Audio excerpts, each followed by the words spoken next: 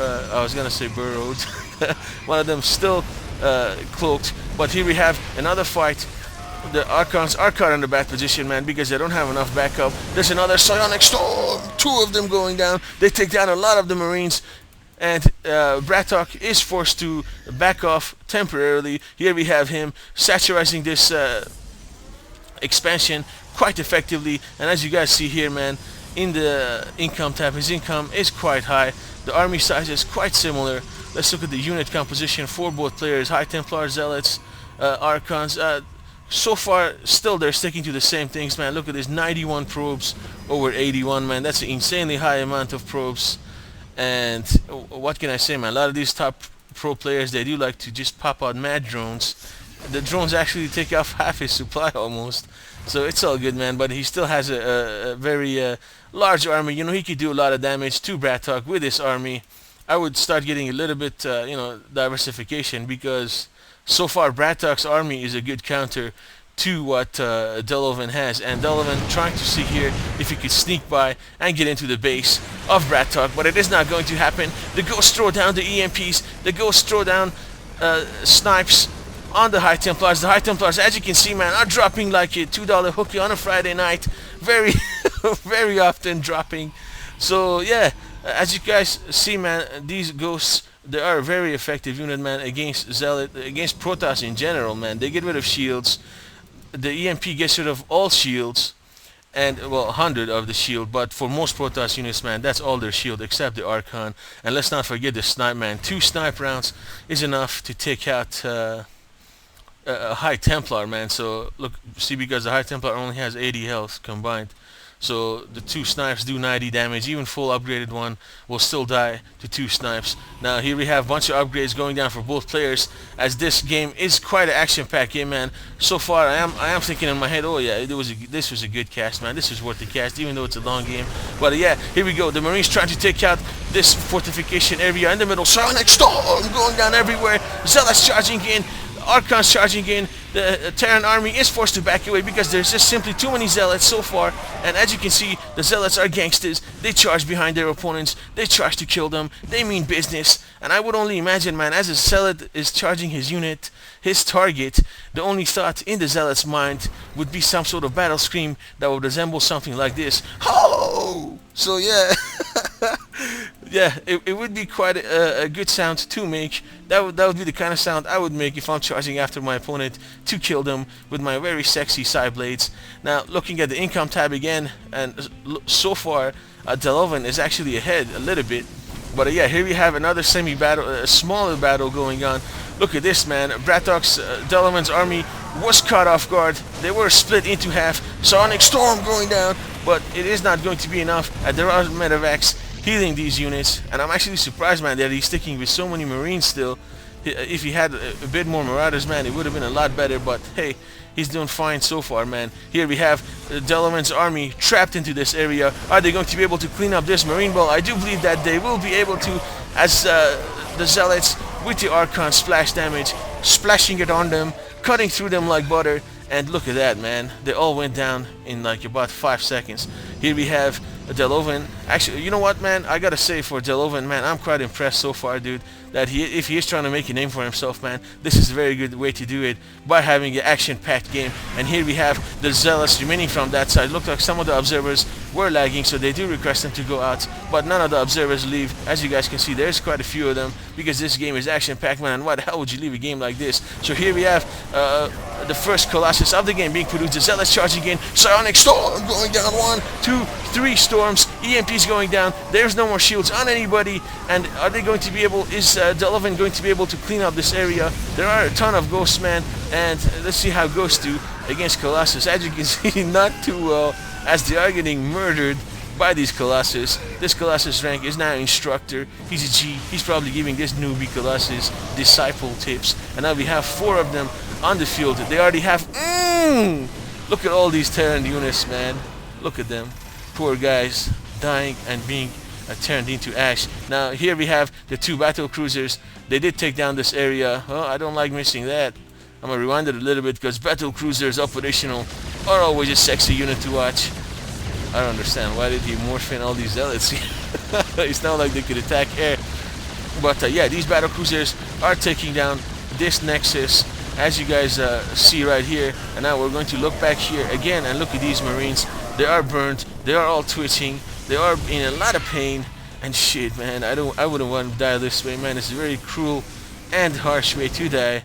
But yeah, here we have both these battle cruisers trying to go down here, probably trying to damage this area. But as you guys can see right here, there is 9 stalkers waiting for them. Once more being warped in, and the High Templar even used the feedback on one of those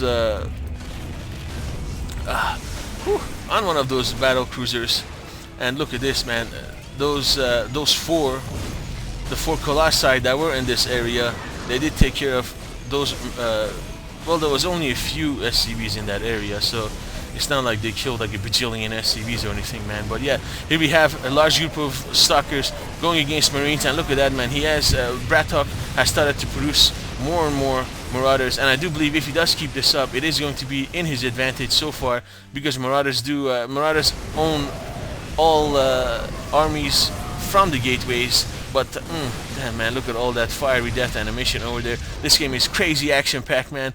I can't keep my mouth running like this for far too for much too longer, as my jaw is getting sore. But yeah, well, it's also because I go to MMA class, man, and I do get hit in the head in the body a lot. So I do have a lot of IRL combat wounds, I should say. You know what I'm saying? Yeah. But yeah, looking at the army sizes, quite similar. And looking at the income, look at that, man. BratOK is far ahead because, well, he does have more operating bases, and he does have the mules to supplement his worker force. Now, looking at the army composition for both players, a little bit of, you know, zealot heavy at this point. But I do have to say, man, that because, what was that? He casted an EMP on his own battle cruisers because he doesn't want them to get feedbacked. You know, that's a good idea, man. That's creative play right there. But I do have to believe at this point, man, that the tides of this game are starting to turn slowly because BratOK has started to produce more Marauders, and Marauders are simply a much better unit against this army composition.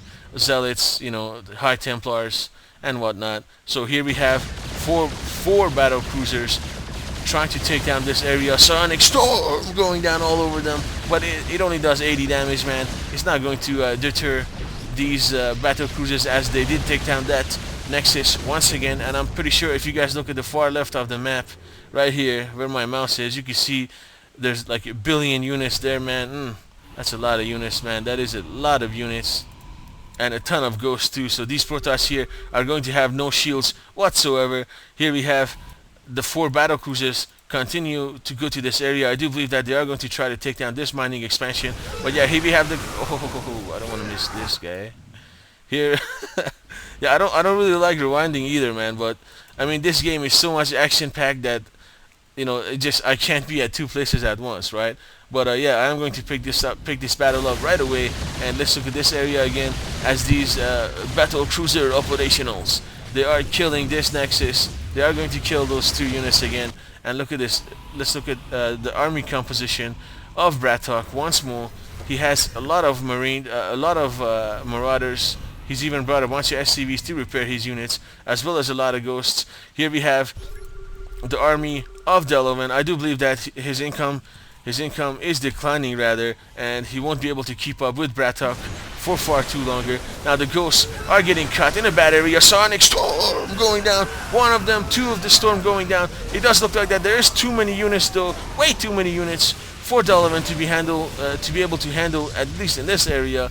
Now I do have to believe, man, that at this point Delavan is starting to fall behind, and he is starting to take heavy damage from all sides into his economy. As you guys see, he's already lost 1 expansion up here, and he's losing this one, and he can't really do anything about it, man, because he doesn't have too many units that can attack air.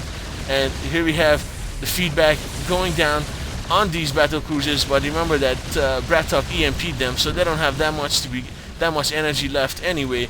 And Delavan here is trying a last-ditch effort to counter those battle cruisers with 2 Void Rays, man. But you know, 2 Void Rays against 4 battle cruisers, come on, gang, it ain't gonna happen, yo. It's not gonna happen, man. And there you go, the fate of these Void Rays. Boom! down they go. They die, and I'm pretty surprised actually that BratOK is keeping this army here, man. He should just bring them all the way down here and try to help these battle cruisers. And yeah, he would, if he did that, man, you know, it would have been GG right there. But yeah, man, at this point, Dlovan played a sexy game, played a good game, man. But you know, he's just going against a much tougher opponent, which is BratOK. BratOK has won a bunch of tournaments, and as you can see here, man, the huge, massive Marine Marauder, and yeah, there's the JJ. Well played, and I do have to agree that it was a JJ and a well played game. And yeah, let me know what you guys think, man, about how I pronounce Psionic Storm. I thought it would be a good way to pronounce it because, you know, it is something different, right? And that's what my commentary is about, man. It is about entertainment. And well, I hope you guys were entertained by this match, man, because I certainly had a blast, man. So yeah, I will be looking for feedbacks. And again, man, for all the people that left me the positive messages on my channel, on my comment box and all that, I do appreciate it, man. You know, if it's not for you guys, I wouldn't even be doing this, you know, because, you know, what's the point, right? If no one's gonna watch your work, you know, what's the point, right? But yeah, thank you for watching, and this is NS signing out, and I'll see you guys on my next replay, which is going to be an Asian replay, and that one is actually a very, very good game. But yeah, I hope you guys enjoyed this macro intensive game, and as you guys can see, you know, there was a ton of macro. And yeah, you know, macro games start slow but finish strong, so it's all good, right? But yeah, anyways, see you guys later.